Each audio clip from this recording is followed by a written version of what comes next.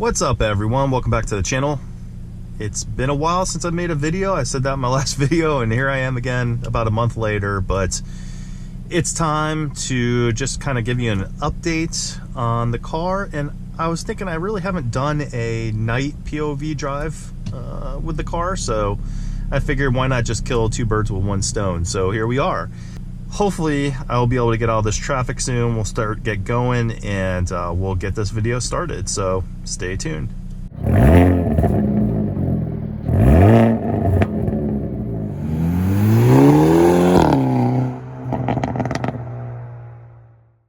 Alright guys, well, I'm still stuck in traffic, but I figured I'd just go ahead and start the video, and then as we get into it, start driving, it'll get a little more interesting. I'm almost at 25,000 miles with the car, so about a year and a half in of ownership. And, you know, I'll just get it right out of the way. I still absolutely love this car. No plans on getting rid of it or anything like that. It's been amazing. Now, with that said, there are some little things that, you know, I want to talk about and just share with you guys, you know, just part of the ownership experience. Obviously, no car is perfect. As far as maintenance goes, yeah, the only thing I've done is change the oil. When it's been time to change the oil, I'm changing it every 4,000 miles. Hyundai actually suggests, I believe, it's like 7,500. You know, the most important thing about oil is the intervals. So making sure that you're getting clean oil in there. And so I followed the kind of the severe schedule as far as oil changes go for the car. And so that's every 4,000 miles instead of 7,500 or 8,000 or whatever it is. I think that's just way too many for a direct injection engine. All right, now we'll get going. All right.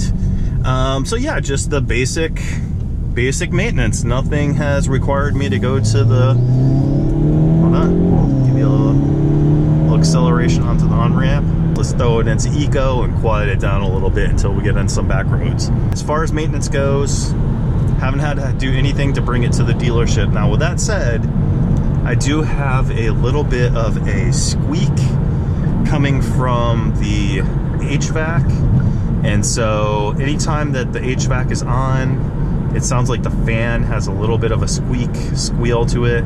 It's very low, but I have very sensitive ears, and so it does drive me crazy. So I will be probably after the beginning of the year bring it in for that. So I don't know if they're gonna have to replace the fan in there or what they can do, but it is pretty annoying. Can you guys hear? Here, I'm gonna put it. Listen if you can hear the chirping. Now listen, I'm gonna turn it off. Did you hear the fan? Hopefully you can pick that up on the GoPro. Sometimes the microphone's not the best, but what am I doing in eco on the back road? Let's go in N mode and have a little fun until we run into traffic. So yeah, I mean, as far as maintenance goes, like I said, it's been incredibly reliable. I haven't ran into no issues with the car not starting or anything like that, or having any kind of hiccups with the motor. It's been wonderful. I love just the look of everything in this car and all the sensations of it. Every time I drive it, it's like I'm in a rally car. That's the best way to describe it, especially when you have it like in comfort. I have the suspension in like the base, you know, comfort level. It has kind of a little bit of a float, so it does feel very rally-ish. You got the exhaust, you got the intake, and the handling and the steering, just phenomenal. There's things in this car that, you know, you don't typically find in this price range that makes it does make it feel upscale in certain areas. Again, certain areas definitely not. It's cheap plastics and stuff, but you know, the gauges feel very premium. The ambient lighting feels premium. The lights in the seats that say N, the light up door handles, just those convenient things. When you're backing up, it has sensors to tell you if cars are coming. There's just so many features, you know, the steering assist and lane centering, heated seats, sunroof. You know, there are a decent amount of luxury features that make this car feel way more special than just a base Elantra, you know. So it's I love that. I love those little features that make it feel like I said, like it's something special, but you know, you're still in a economy car, you know. One thing I did want to talk about is there's been a lot of talk on videos I've seen on YouTube of reviewers, or just on Reddit or wherever you might see it, Facebook groups, where the talk about a 2.5 liter turbo, basically the motor from the Sonata N line, being put in this car is the plan, supposedly. And I know back in the day when this car first came out, there was an interview with Albert Bierman and him talking about the eventual the 2.5 eventually going in this car. So it's not new news at all. Let's give it a little rip here.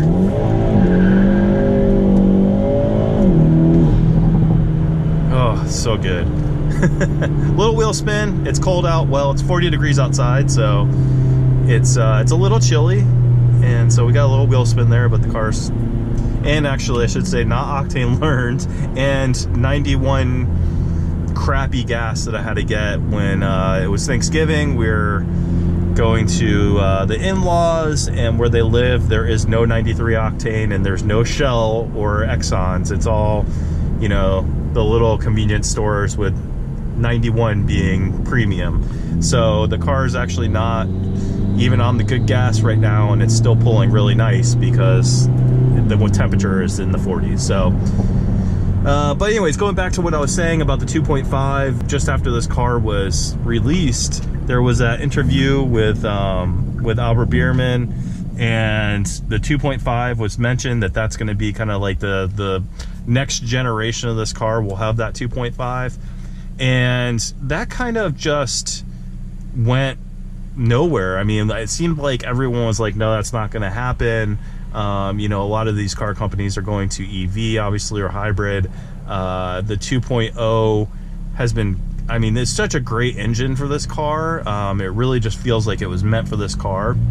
Now, I did test drive a Sonata N line with the 2.5, and that engine is great too. It actually reminded me a lot of the 2-liter that was in my Honda Accord. So it was tuned more for low-end torque and not so much up in the high RPM range.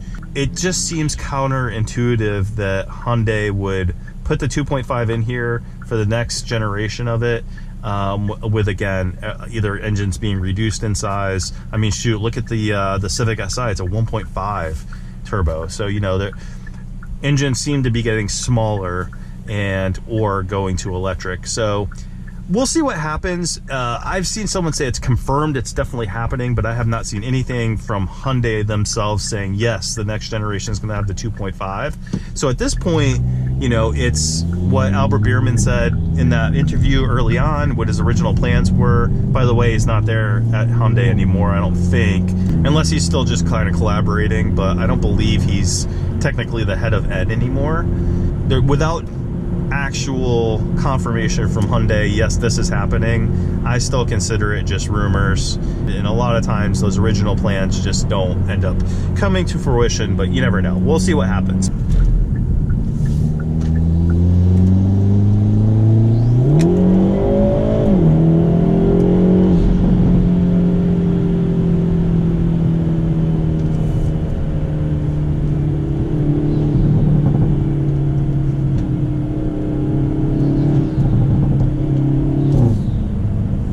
I guess the only other, you know, interesting thing that's happened lately is I've gotten, you know, just different people coming up to me and asking me what the car is. Or I had one guy, it was probably about a month ago, because I had my window down because now it's cold, but it was still pretty, you know, mild out. And I was driving through the parking lot of a grocery store, and he said, hey, is that a Hyundai? And so I stopped and I said, yeah. And he said, what kind of Hyundai is it? And I said, it's an Elantra N. And he said, that thing sounds incredible. And I'm like, oh, thanks. Yeah, it's the, you know, the exhaust is amazing. And he's like, it's not stock, right? And I'm like, yeah, no, this is stock. Other than the wheels, you know, everything is stock. He's like, and you could just see it. How much is this? And I told him how much it costs. And he's like, no way. So it's just a cool, a cool little interaction that I've had with other people too. People just really do kind of gravitate towards this car. They want to know what it is. The exhaust on this car is so damn perfect. I will never touch it. I don't understand, and no offense to any other Elantra N owners that put an aftermarket exhaust on it, but I just don't get it. Even with the, you know, everyone does a resonator delete. I wouldn't do it. And, you know, I am a little older, family and all that, but just personal taste, like the volume of this car, the tone of it, just the whole driving experience with the exhaust is so great. I would never touch it. I really wouldn't. It's amazing. And like I said, especially paired with the intake and inlet, it's absolutely perfect.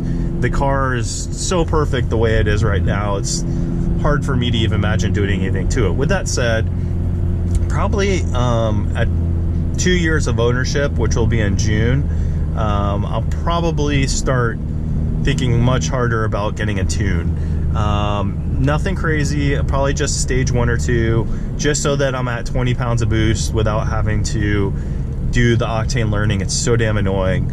So and I need to get gas actually soon. So like, even like knowing I have to get gas, I have to go pick my son up later tonight. It's like I have to time it so I have enough time to go drive the car on the highway for 15 minutes or whatever and get the octane learning going. It's so annoying that, you know, it's going to be worth it to get a tune and just have that power available all the time and just call it a day.